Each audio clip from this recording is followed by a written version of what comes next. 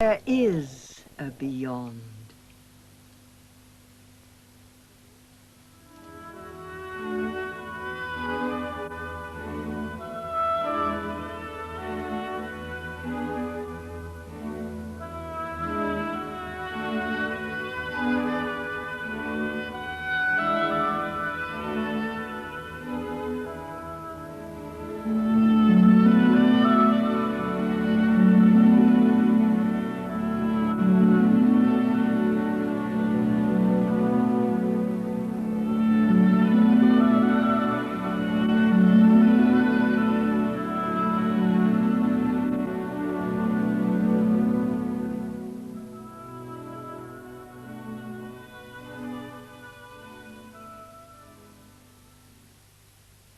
Dance International in just over 5 minutes features Rudolf Nureyev, Dame Margot Fonteyn and Carla Fracci in Romeo and Juliet, Shakespeare's tragic tale set to the music of Prokofiev. But now, the news with Richard Whitmore. The Soviet leader Yuri Andropov failed to attend a crucial meeting in Moscow today of the Communist Party's Central Committee. It's led to fresh speculation that serious illness may force him to step down in the near future. But at their meeting behind the Kremlin walls, the Soviet leaders elected 4 allies of Mr. Andropov to the Politburo. It's an indication that, ill or not, he still has considerable influence in Moscow. Mr. Andropov was last seen in public in August when he received a delegation of visiting US senators. Officially, he's said to have a cold, but the signs point to a serious kidney illness. There's been a 3rd day of heavy fighting in Beirut as government troops and Muslim militias battle for control of the Sabra and Shatila refugee camps. The Western peacekeeping forces are not directly involved. But the American Marine base has been hit by stray shells and bullets, and one report says that British troops came under sniper fire. The fighting started after the French peacekeeping force pulled out of the area. It's the worst violence since the Israelis invaded Lebanon last year. An official committee should have met today to arrange a truce, but the shelling made the meeting impossible. The hospitals are crowded with civilians who've been hurt in the crossfire. The authorities say about 55 people have been killed and several hundred more are wounded or homeless. The Palestinian leader Yasser Arafat has arrived in the port of Hodeidah in North Yemen with over 1,000 of his fighters. They were evacuated from Lebanon last week.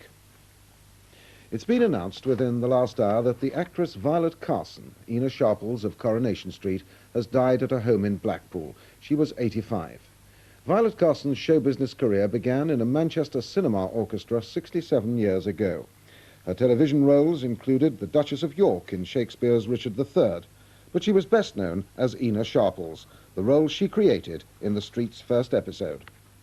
Esmeralda Street, eh? Very bay windy down there, aren't they? Oh, well, you find it very different up here. There's some very funny people in this street. You come across a Mrs. Tanner yet? I can't say I have. You will. You want to watch her? She's a bad one.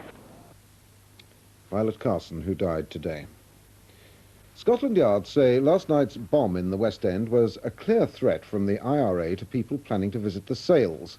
The bomb, about 3 pounds of high explosive, was left in a litter bin just off Oxford Street between Marks and Spencer and Selfridges. 2 people were slightly injured. Police think it was planted by the IRA gang behind the Harrods bomb. They say extra police and traffic wardens will be on duty when the sales start tomorrow, and they're asking shoppers to leave their cars at home. British Leyland are to take on another 800 workers, divided equally between their plants at Cowley near Oxford and Longbridge in Birmingham. The expansion is a further stage in BL's recovery programme. The workers will build a new version of the Maestro and an updated Triumph Acclaim. Now for the main points of the news again, with subtitles. There's fresh speculation tonight about the health of the Soviet leader Yuri Andropov.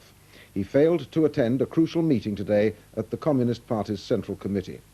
Mr. Andropov's speech was read for him. It apologized for his absence for temporary reasons. He's now missed key state events for 4 months, and observers believe he may have kidney problems. There's been a 3rd day of heavy fighting between government troops and Muslim militiamen in Beirut. 55 people have died in the worst violence in the Lebanese capital since Israel invaded last year. The fighting's been so fierce that a top-level truce committee hasn't been able to meet. The PLO chairman, Yasser Arafat, has arrived at the port of Hodeidah in North Yemen. Mr. Arafat is with over 1,000 of his Palestinian fighters, who've all been evacuated from Lebanon. North Yemen is their new base, though many fighters have been sent to other Arab countries. The police say last night's bomb in London's West End was a clear threat to shoppers from the IRA.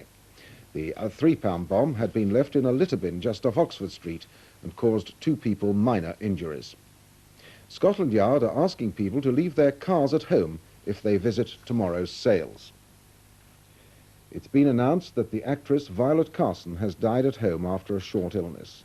She played Ina Sharples in the ITV series Coronation Street for over 20 years.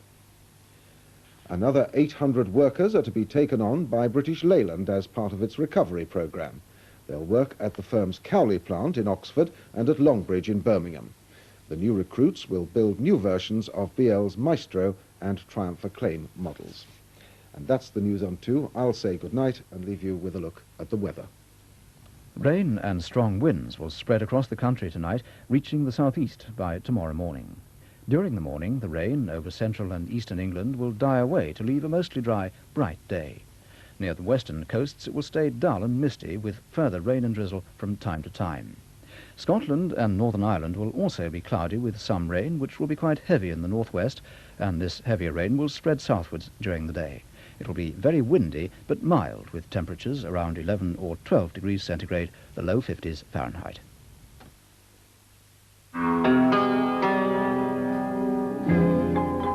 Boxing Day on BBC2. Michael Caine stars in the first of 3 Len Deighton thrillers, The Ipcress File. Insubordinate, insolent, a trickster, perhaps with criminal tendencies. Yes, that's a pretty fair appraisal. I want you to do a job for me. I don't want the file, I just want it microfilmed.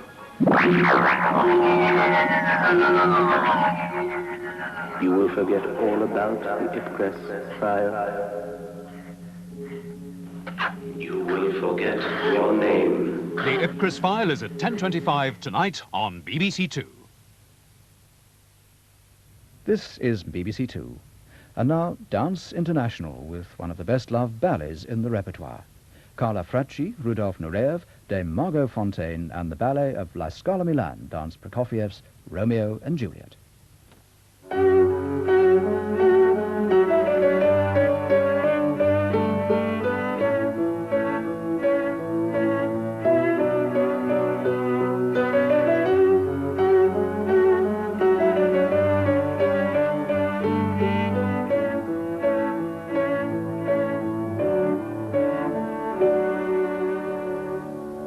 Hello, tonight our series of Dance International comes to a suitably festive conclusion with a full-length production of Romeo and Juliet, choreographed and danced by Rudolf Nureyev.